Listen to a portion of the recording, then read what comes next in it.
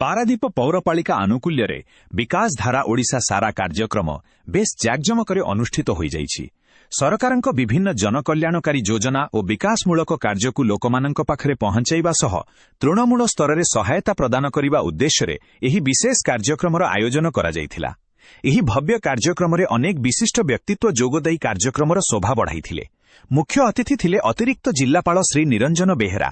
ପୌର ସଭାପତିତ୍ୱ କରିଥିଲେ ପାରାଦୀପ ପୌର ପରିଷଦର ସମ୍ମାନିତ ଅଧ୍ୟକ୍ଷ ଶ୍ରୀ ବସନ୍ତ ବିଶ୍ୱାଳ।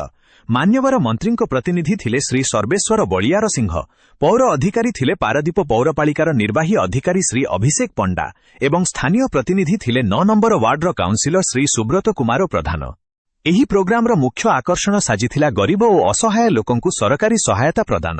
ଏହି ଅବସରରେ ସାମାଜିକ ସୁରକ୍ଷା ଭତ୍ତା ସ୍ଥାନୀୟ ଅଞ୍ଚଳର ପ୍ରାୟ 17ରୁ 18 ଜଣ ବରିଷ୍ଠ ନାଗରିକଙ୍କୁ ମଞ୍ଜୁର କରାଯାଇ ସହାୟତା ଦିଆଯାଇଥିଲା। ଏହାସହ ରାସନ କାର୍ଯ୍ୟକାରୀ ହିତାଧିକାରୀଙ୍କୁ ସୁବିଧା ଏବଂ ନମସ୍ତେ ଯୋଜନାରେ ଯୋଗ୍ୟ ବ୍ୟକ୍ତିମାନଙ୍କୁ ସୁରକ୍ଷା ସାମଗ୍ରୀ ପ୍ରଦାନ କରାଯାଇଥିଲା। ଏହି କାର୍ଯ୍ୟକ୍ରମରେ ପୌରପାଳିକାର ଉଚ୍ଚପଦସ୍ଥ ଅଧିକାରୀ, ବହୁ ସଂଖ୍ୟକ ବରିଷ୍ଠ ନାଗରିକ ଏବଂ ମା ମାଉସୀମାନେ ଯୋଗ ଦେଇଥିଲେ। ସ୍ୱେଚ୍ଛାସେବୀ ସଂଗଠନ ଏବଂ ଏସ୍ଏଚ୍ଜି ମହିଳା ଗ୍ରୁପର ସଦସ୍ୟମାନେ ଉପସ୍ଥିତ ରହି କାର୍ଯ୍ୟକ୍ରମକୁ ସଫଳ କରିଥିଲେ। ତୃଣମୂଳ ସ୍ତରରେ ଲୋକଙ୍କୁ ସରକାରୀ ସୁବିଧା ଯୋଗାଇ ଦେବା ଏବଂ ପାରାଦୀପ ସହରର ପ୍ରଗତିକୁ ଆଗକୁ ନେବା ପାଇଁ ସଂକଳ୍ପ ନିଆଯାଇ କାର୍ଯ୍ୟକ୍ରମଟି ସଫଳତାର ସହ ଉଦ୍ଯାପିତ ହୋଇଥିଲା।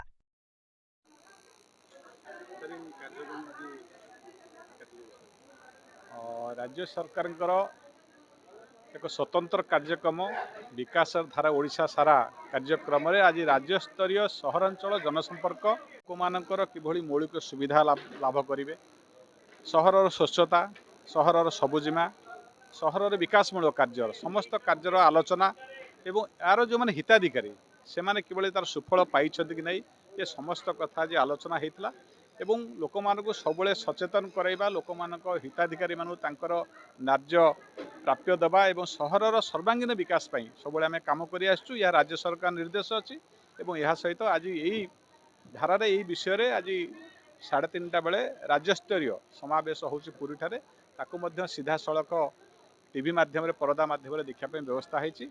समस्त हिताधिकारी माने पारादीपर समस्त जनसाधारण जो मैंने कार्यक्रम भाग नहीं सफल कर से माने कार्यक्रम आज भाग नेले और कार्यक्रम सीधा सड़क जो प्रसारित हम ताकू देखिए।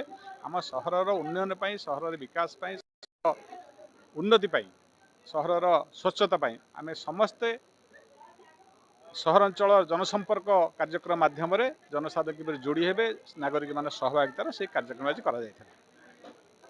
जो ग्रीन पारादीप कौन कौन पदक्षेप नहीं कौन कौन योजना अच्छी?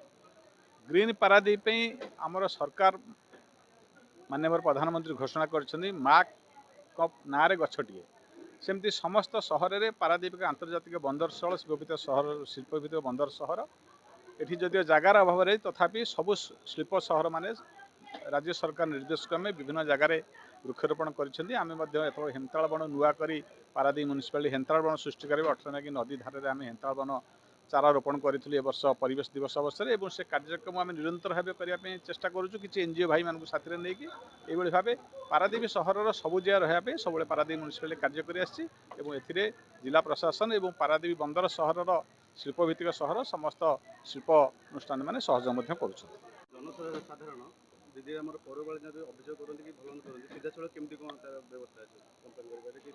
जनसाधारण जेकोसी अभियोग बा जेकोसी कार्य अच्छी से सीधा सड़क म्युनिसिपालिटी ऑफिस से जोगाजोग करेंगे। विभिन्न योजना से सीधा सड़क मागणार टोल फ्री नंबर दि जाए से आमको जोगाजोग करेंगे। विभिन्न अभियोग करेंगे सीधा सड़क अंचल जहाँ कार्य अच्छी किसी अभाव असुविधा अच्छी विभिन्न टोल फ्री नंबर आम सब अच्छी से माध्यम जोगाजोग करेंगे और सीधा सड़क आम नंबर सब जगह उपलब्ध अच्छी। वार्ड स्तर वार्ड अफिसर अच्छा काउनसिलर अच्छा जोगाजोग सहयोग सब व्यवस्था करा जायछि। पारादीपरू सुरेश नाथुराम और अरविंदଙ୍କ ओडिशा रिपोर्ट।